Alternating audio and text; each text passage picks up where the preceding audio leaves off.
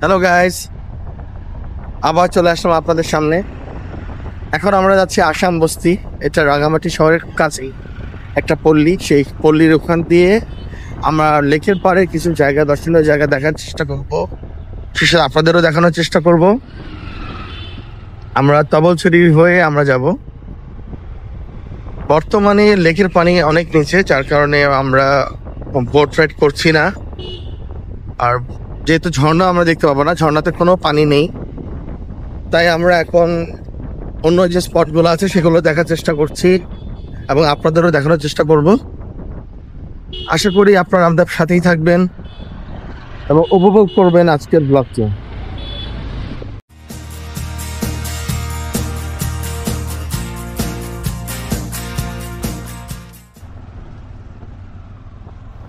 এই মুহূর্তে আমরা আছি তবলছড়িতে। আপনারা অনেকেই জানেন, যদি আপনারা রাঙামাটির ঝুলন্ত ব্রিজে যেতে চান অথবা আসাম বস্তি অথবা আমাদের আজকের যে লক্ষ্য আছে কাপ্তাই যে রোডটা, সেই রোডে আমরা যাব, আপনাদের তবলছড়ি কিন্তু পার হতেই হবে।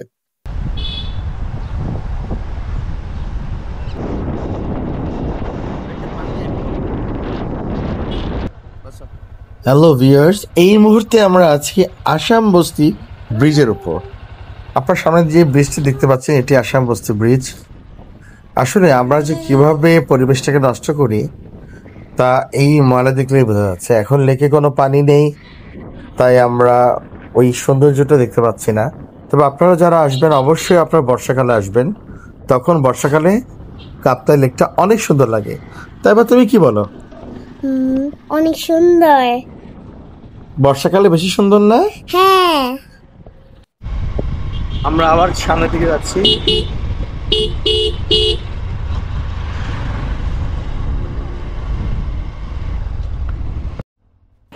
বর্ষা বলুন অথবা গ্রীষ্মকাল অথবা শীতকাল, পাহাড় কিন্তু আমার খুব ভালো লাগে। বিশেষ করে এই বর্ষার সময় পাহাড়ের সৌন্দর্য একরকম, শুকনো মৌসুমে পাহাড়ের সৌন্দর্য একরকম, আর কুয়াশা ঢাকা শীতে পাহাড়ের সৌন্দর্য কিন্তু আরেক রকম। তো আপনারা যারা পাহাড়কে ভালোবাসেন, পাহাড়কে দেখতে চান নিজের মতো করে, অবশ্যই আমি বলবো রাঙামাটিতে আসুন এবং রাঙামাটির যেই পর্যটন স্পটগুলো আছে সেই স্পটগুলো ঘুরে দেখুন।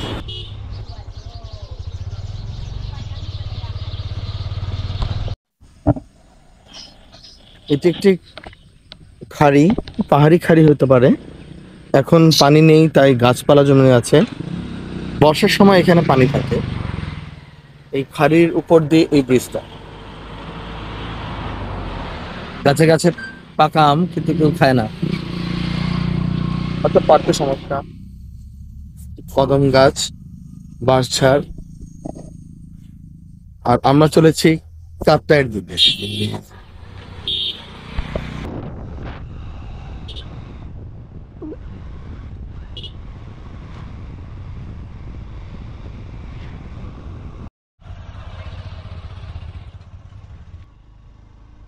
আমরা যতই দেখছি ততই মুগ্ধ হচ্ছি। এই পাহাড়ি রাস্তা দুই ধারে সবুজের সমারোহ, ছোট ছোট গ্রাম।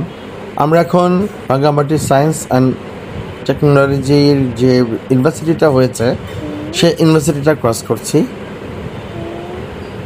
আবার উঁচুর দিকে উঠছি আমরা, কখনো উঁচু কখনো নিচু, এইভাবে ছুটে চলেছে আমাদের এই মোটরসাইকেল। অদ্ভুত অদ্ভুত অদ্ভুত ভালো লাগে কাজ করছে, অদ্ভুত ভালো লাগা।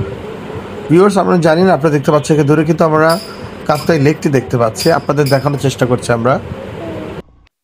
তাই বা বলো তো, দূরে আমরা যে পানিটা দেখতে পাচ্ছি সেটা কি তুমি জানো? এটা হলো কাপ্তাই লেক। ও, তুমি জানো এটা কাপ্তাই লেক? হ্যাঁ। বাহ বাহ বাহ বাহ, অনেক সুন্দর না কাপ্তাই লেক? জি।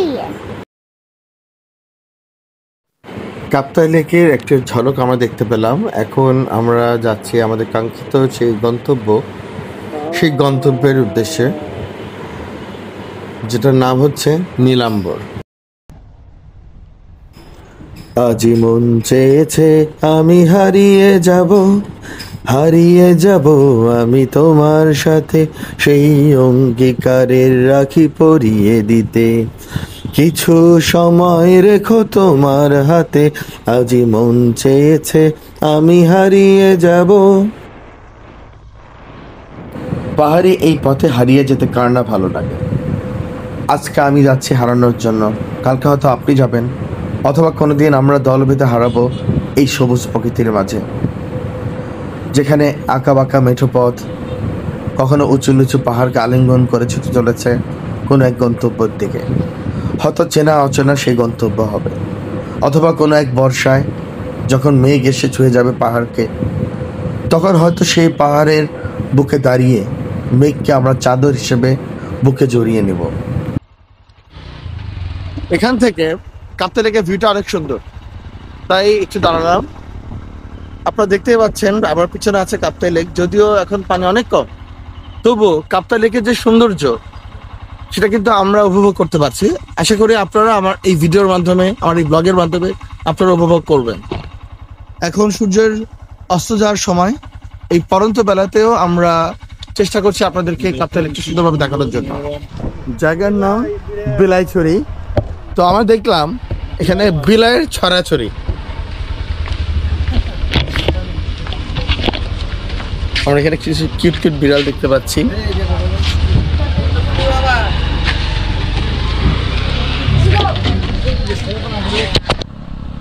আমরা হোয়াইট ভিউতে নেওয়ার চেষ্টা করছি।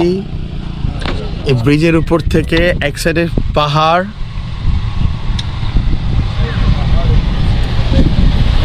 সূর্যের একটা সোনালী আভা আমরা দেখতে পাচ্ছি। আপনারা হয়তো জানেন যে পাহাড়ে কিন্তু ঝুপ করে অন্ধকার নেমে আসে।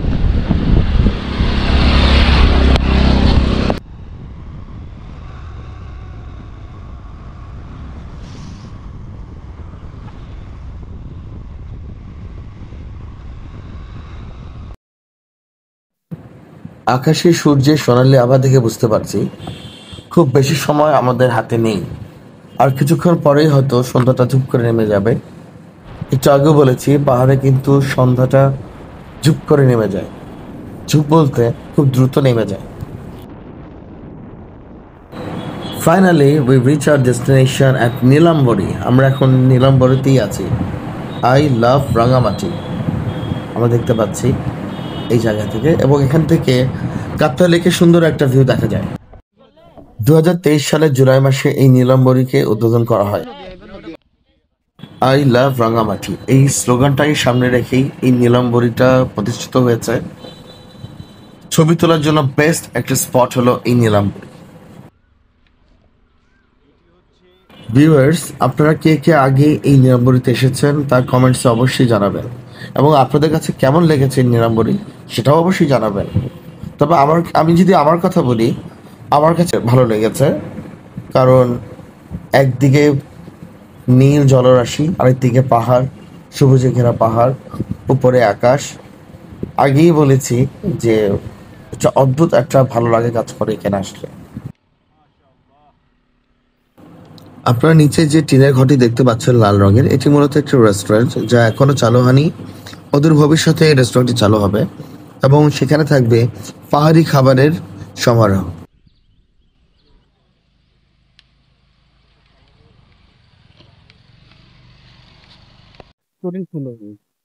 কাপ্তাই লেকের অপোজিটে যে নীলাম্বর যে জায়গাটা আছে তার ঠিক অপোজিটে যে পাহাড়ি এলাকার আমরা একটা হ্রদের মতো দেখতে পাচ্ছি। বর্তমানে মনে হচ্ছে একটা হ্রদ, আসলে এটা কাপ্তাই লেকেরই একটা অংশ।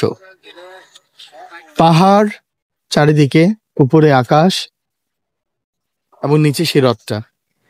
আমি জানি না আপনারা দেখতে পাচ্ছেন কিনা, আশা করি দেখতে পাচ্ছেন। এবং আপনারা অনেকে জানেন যে আমার মাছ ধরা খুব একটা হবি আছে। আমার মনে হচ্ছে যে এখানে যদি মাছ ধরতে পারতাম তাহলে খুব ভালো হতো। যাক ভিউয়ার্স, অনেকক্ষণ আপনাদের সাথে কথা হলো, অনেক কিছু দেখানো হলো। আশা করি আপনাদের ভালো লেগেছে, এবং আপনাদের যদি ভালো লেগে থাকে তাহলে আমাদের এই পরিশ্রমটা সার্থক হবে। আমরা চেষ্টা করি সবসময় আপনাদেরকে ভালো কিছু দেওয়ার জন্য। বিশেষ করে আমি আমার মনোপ্রাণ থেকে চেষ্টা করি। আমি অত ভালো কাজ বুঝি না, এরপরে চেষ্টা করি আপনাদেরকে ভালো কিছু দেওয়ার জন্য।